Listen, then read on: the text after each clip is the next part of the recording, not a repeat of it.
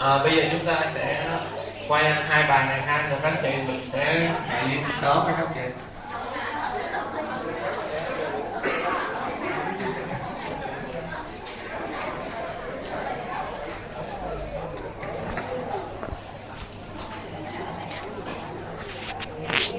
Rồi thì cái bài này á, thì chúng ta sẽ nói về cái sự chuyên trở oxy và CO2 trong cơ thể mình ha.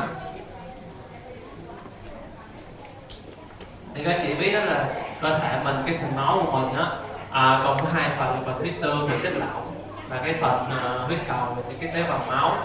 Thì nếu mà các chị biết là một cái khí nó được chuyên trở ở trong một chất lỏng thì nó sẽ phụ thuộc vào cái áp suất cũng như là cái áp suất của cái khí đó. Áp suất nó càng cao, áp nó càng cao thì cái chất lỏng nó sẽ hòa tan được càng nhiều cái khí đó, của cái khí đó. Nhưng mà em thì biết là trong cái điều kiện của mình thì mình ở cái nước biển thì mình không thể tăng áp suất lên được. Mình đâu thể mình làm sao mình tăng cái phân áp liên phần của oxy hoặc CO2, cho nên đó là cơ thể mình có những cái hemoglobin. Hemoglobin có tác dụng là như là những cái xe vận tải á, các chị những cái giống như là cơ thể mình như là những cái sông cái suối, các chị nếu anh chị chở gỗ, các chị chở đồ, anh chị thả nổi nó chở nó nổi lên và nó sẽ ít hơn. Anh chị có những cái container anh chị chất lên, anh chị chở thì nó sẽ nhanh, nó tiện mà nó sẽ đến dễ hơn. Thì hemoglobin nó khi mà có mặt của hemoglobin sẽ giúp mình tăng cái chuyên trở của oxy lên 70 lần và tăng cái chuyên trở của CO2 lên 7 lần. Thì cái chúng ta sẽ đi vào cái phần hai phần. Cái phần chuyên trở oxy từ CO2 mình sẽ có hai phần, là phần chuyên trở oxy và phần chuyên trở CO2. Thì thứ nhất là mình đi vào cái phần chuyên trở oxy. Thì chuyên trở oxy của mình thì các chị biết là oxy mình sẽ chuyên trở với hai dạng, là dạng hòa tan và dạng gắn hemoglobin. Thì cái dạng hòa tan là cái dạng mà mình sẽ hòa tan trực tiếp từ oxy hòa tan trực tiếp vào trong huyết tương của mình. Thì cái dạng này á sẽ là dạng yếu, thứ yếu thôi, không có quan trọng. Nó sẽ chiếm là 3% cái tổng cái lượng mà oxy được máu mình chuyên trở. Và cái dạng oxy gắn với hemoglobin là cái dạng chuyên trở chủ yếu của cơ thể mình, nó sẽ chiếm 97% ha. Bây giờ chúng ta sẽ đi vào từng cái dạng. Thì dạng đầu tiên là dạng oxy với dạng hòa tan. Cái dạng oxy với dạng hòa tan là các chị biết nó sẽ phụ thuộc vào phân áp oxy ở trong cái phế nang của mình. Các chị thấy đây cái sơ đồ bên ngoài nha các chị, trục đứng đây là cái trục mà cái số lít oxy trong 100 lít máu mình chuyên trở được. Cái trục ngang ở đây của mình là cái phân áp oxy ở phổi. Thì các chị biết cái phân áp oxy ở phổi mình nó sẽ tỷ lệ thuận với lại cái lượng cái lượng oxy chuyên trở sẽ tỷ lệ thuận với lại phân áp oxy ở phổi. Nên phân áp oxy của mình càng tăng thì cái lượng oxy hòa tan trong máu mình sẽ càng nhiều. Nó sẽ tăng cái tăng bao nhiêu thì cái lượng sẽ tăng tương ứng.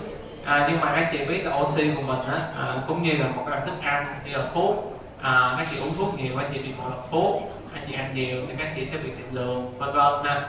Oxy cũng vậy, oxy nếu mà hòa tan trong cơ thể nhiều mình sẽ cũng gây ra ngộ độc cho môn, mình cũng sẽ bị ngộ độc oxy.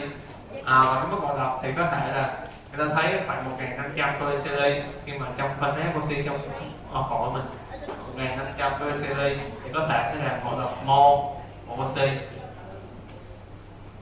Và chúng ta đến cái dạng chuyên trở thứ hai là cái dạng mà gắn với hemoglobin. Thì cái dạng chuyên trở oxy mà gắn với hemoglobin ở đây á, mình sẽ một phân tử hemoglobin các chị biết rồi ha, mình sẽ gồm 2 triglycerin alpha, 2 triglycerin beta. Thì một phân tử hemoglobin sẽ gắn được 4 phân tử oxy.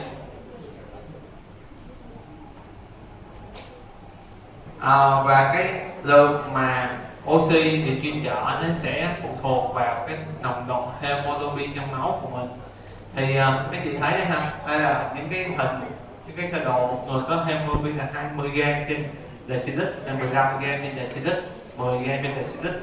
Bên đây khi mà bão hòa 100% hemoglobin đều gắn có oxy, trên đây các chị thấy ha, đây là mức 100%.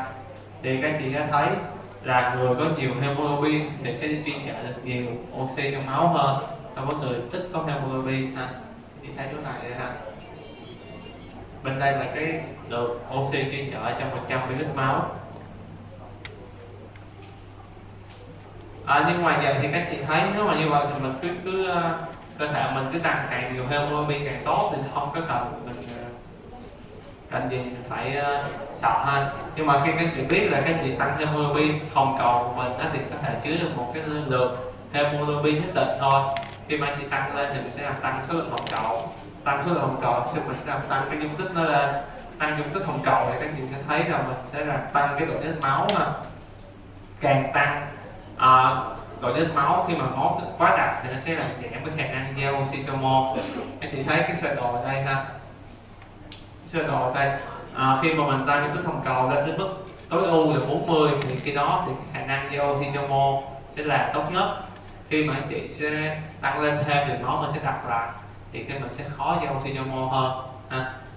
Cho nên các chị thấy mình ra hồng cầu á, người ta hồng cầu nhiều thì mình phải thải máu, chích máu, mình thải bớt hồng cầu đi, chứ mình đâu có thể nào mà để tăng hồng cầu. Ngoài cái nguy cơ giảm oxy cho mô, mình sẽ có tăng cái nguy cơ bị tắc mạch nữa ha, tắc mạch thì quá nhiều hồng cầu.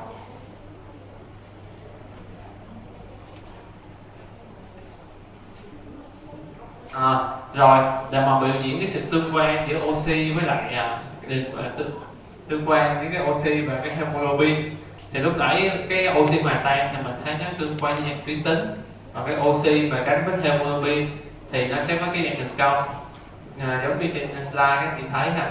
Và cái đường cong này thì mình sẽ, người ta đặt tên là đường cong bạch rốt. Đường cong bạch rốt này sẽ có hai phần. Ở đây là cái phần đường ngang, đây là cái phân áp oxy, cái trục cứng của mình sẽ là cái phần trăm mà hemoglobin bảo hòa oxy hay là hemoglobin gắn với oxy đó. Thì các chị thấy khi mà phân áp oxy thấp đi đây 0, 20, 40, 60 thì cái đường cong này có dạng dốc đứng vậy ha, cái dạng dốc đứng.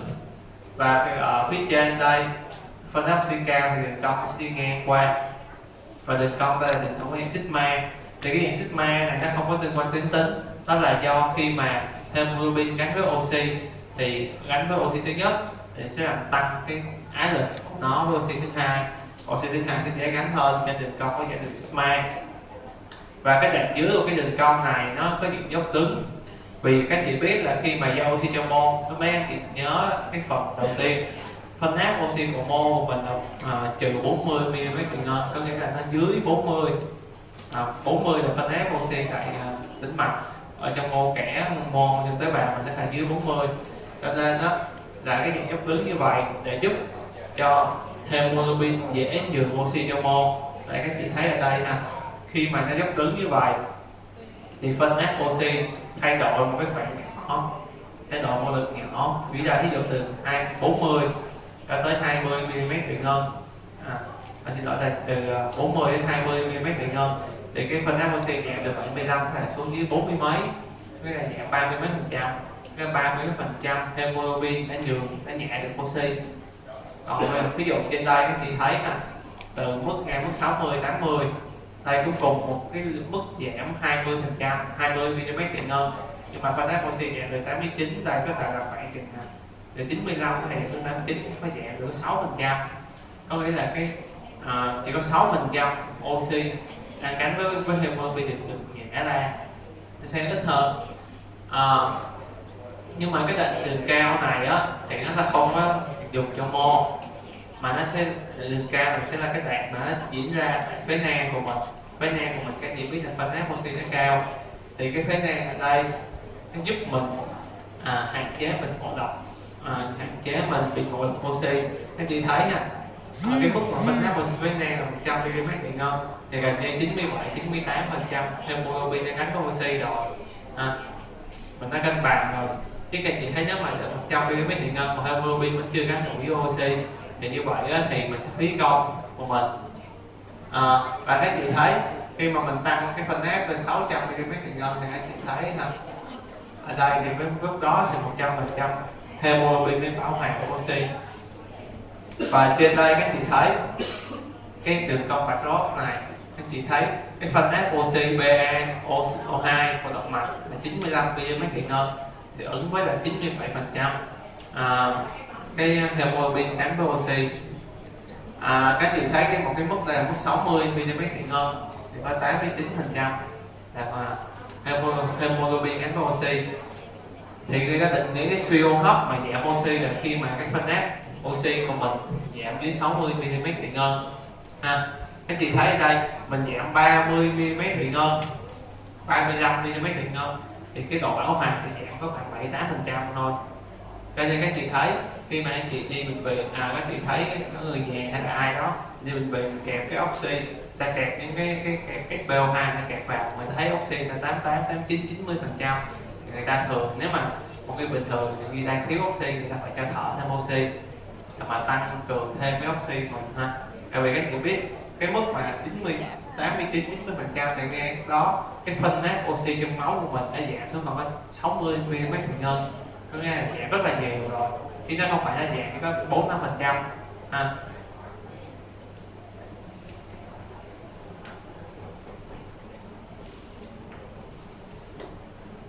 Và một cái chỉ số khác dùng mình là biểu hiện cái ái lực của hemoglobin oxy là mình sẽ dùng chỉ số B50. Chỉ số B50 đây là cái phân nát oxy tại đó 50% hemoglobin máu hòa oxy. Bây giờ B50 ví dụ như là ở mức là 30 mm 30 mm thủy ngân thì có 50% hemoglobin máu hòa oxy thì mình nói là cái B50 mà là 30 mm thủy ngân. Và B50 này tăng thì có nghĩa là chứng tỏ là oxy giảm ái, hemoglobin giảm ái lực với oxy. B50 giảm thì hemoglobin tăng ái lực với oxy. Các chị có thể thấy ở đây cho các chị, đây để chị B50 thì vậy sự B50 mình 27 mm thủy ngân là 50% ở ngoài oxy. Nếu mà B50 mình tăng lên đây, ở đây nha, giả sử ngang mức 50 đây mà mình tăng lên 40, có nghĩa là ngang mức 40 mm thủy ngân thì mới được 50% hemoglobin bão hòa của oxy. Thì như vậy các chị thấy là cái hemoglobin đang là giảm máy lực oxy nha các chị. Và đường cong barcode đây là nó lệch phải con đâu là đang lệch phải. Và B50 giảm, B50 giả sử B50 giảm xuống ngang mức đây, các chị thấy là đường cong barcode đây là trái nó này, và ái lực của hemoglobin tăng, có nghĩa là khi này hemoglobin khó dùng oxy hơn. Còn ở cái đường bên đây thì các chị thấy hemoglobin sẽ dễ dùng oxy hơn, ở cái phân nát oxy nó cao, nó nhiều, còn cái kia dưới chặt hơn, phải xuống thấp, ở trên là thật là nhiều thì nó mới nhường oxy.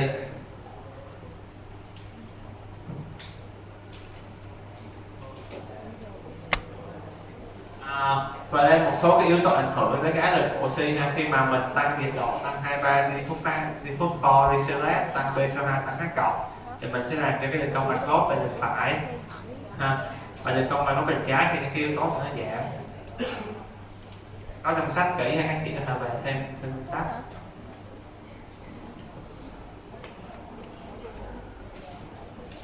Thì cái này chúng ta sẽ nói nhanh qua ha. Thì các chị biết là trong cơ thể mình hemoglobin sẽ có hai, khi theo sinh lý sẽ có hai phần dạng là những cái hemoglobin có khả năng gắn với oxy và những hemoglobin bất thường. Hemoglobin bất thường là những cái hemoglobin mà không gắn được với oxy, ví dụ như là methemoglobin, subhemoglobin.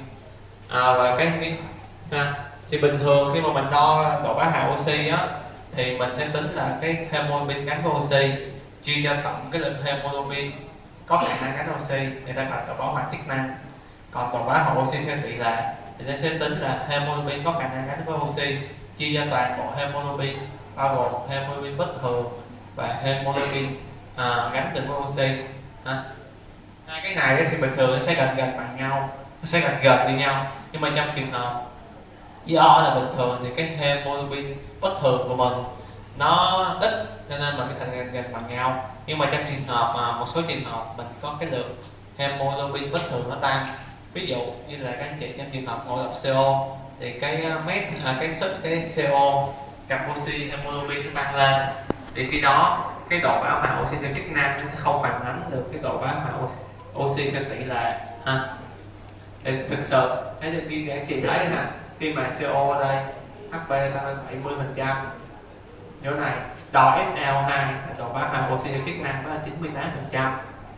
Nhưng mà thực sự khi đó thì cái lượng oxy, cái hemoglobin gắn với oxy thực sự của mình khi đó nó chỉ có là 27,8% này ha, 28,7% chứ không phải 98%, thì do cái công thức tính của nó ha. Rồi tóm gọn lại thì oxy mình được chuyên trở với hai dạng là oxy hòa tan và oxy gắn với hemoglobin. Oxy hòa tan là chuyên trở ít hơn, nhưng mà tuyên thể sẽ dùng oxy với dạng hòa tan. Và cái tương quan là với lại cái phân áp oxy là tương quan tuyến tính. Oxy kết hợp thì sẽ là chuyên trở chủ yếu. Và khi mà oxy được chuyên trở đến mol thì mình sẽ được khuếch tán vào trong mô kẻ, thì khi đó nó cũng sẽ trở thành oxy hòa tan nằm cho ti thể sử dụng ha. Và cái này đó, thì nó sẽ tùy thuộc cái oxy mà cái dạng kết hợp sẽ tùy thuộc vào cái lượng hemoglobin của mình. Ở đây ha các chị, cái này thì các chị thấy lúc nãy ha, phân áp oxy trong động mạch của mình là 95, phân áp oxy của mol ở đây ha, và đây là phân áp oxy ở tĩnh mạch, thì khi đi qua mol thì sẽ cân bằng và trở thành phân áp oxy trên tĩnh mạch.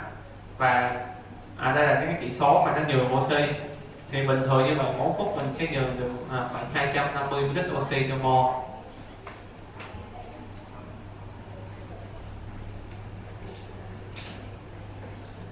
Thì cái sự giao oxy cho mol muốn đầy đủ, thứ nhất là mình phải đầy đủ 5 quá trình trên mạng. Thứ nhất, oxy trong phế nang phải đầy đủ, có nghĩa là mình phải thông khí tốt. Sau khi thông khí tốt xong thì có quá trình trao đổi khí mình phải diễn ra tốt, mạng phế nang của mình phải đảm bảo.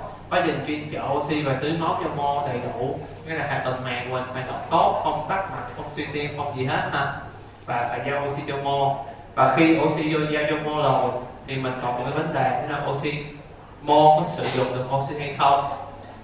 Tại vì nhiều trường hợp ví dụ các chị ngộ độc cyano thì các chị thấy là oxy vẫn giao cho mol, nhưng mà mol sẽ không dùng được cái oxy đó ha.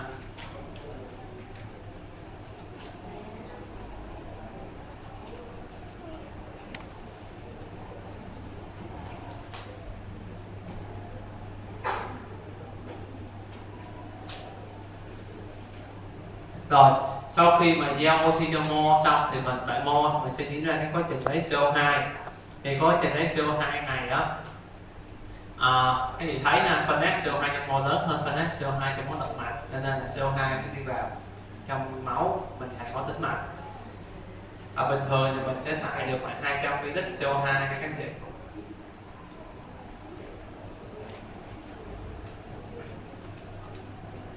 Và sau khi CO2 của mình được khuếch tán vào trong máu của mình đó, thì nó sẽ được chuyên trở với 3 dạng. CO2 sẽ chuyên trở nhiều hơn oxy nha các chị. Chuyên trở với 3 dạng. Thứ nhất đó là một cái dạng giống như oxy là dạng hòa tan trực tiếp vào trong máu, là cái dạng ít nhất ha. Và phần lớn trên 90% CO2 sẽ được khuếch tán vào trong hồng cầu. Và hồng cầu này thì khoảng 1/4 CO2 sẽ gắn với lại cái hemoglobin thành các amino hemoglobin. Và cái phần chủ yếu khoảng 70% chủ yếu của CO2 sẽ được cái mang carbonic anhydride thì thủy phân thành cái ion H cộng và cái HCO3 trừ. Và cái H cộng HCO3 trừ sẽ được chuyên trở đến phổi, và đến phổi sẽ kết hợp vào thành HCO2 được thải ra ngoài. Như vậy các chị thấy ha, thành phần mà chuyên trở chủ yếu của CO2 ở trong máu của mình sẽ là dưới dạng ion bicarbonate, HCO3 trừ. Các oxy thì có hai dạng thôi, là dạng gắn với hemoglobin và dạng hòa tan. Còn CO2 thì có thêm cái dạng nữa là cái dạng chuyên trở dạng ion bicarbonate.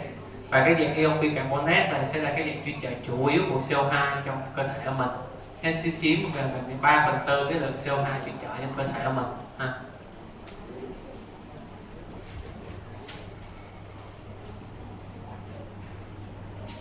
Có hiệu ứng Hendo này và hiệu carbon này các chị sẽ về thêm quan sát là các chị.